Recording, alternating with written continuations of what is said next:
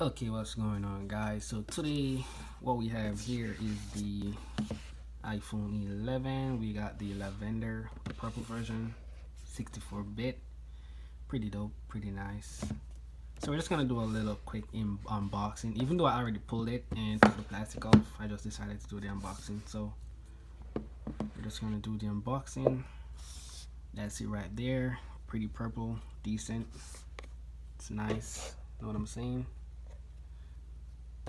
So we'll just do that to take this out. There we go. That's it. I already took the plastic off, but I didn't boot it up. So yeah, we got the phone. We got our regular sticker pack right here.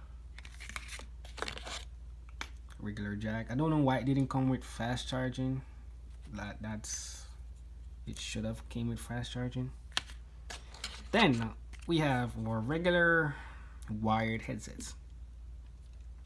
Another downside to it, but hey, we could have got the earpods, the wireless earpods, but we got this. And we just got the charger cables, no connector bars or anything like that. So that's basically it. And the phone, it feels great. Everything feels nice, even though the edges are kind of big coming from the X, but yeah, it's nice.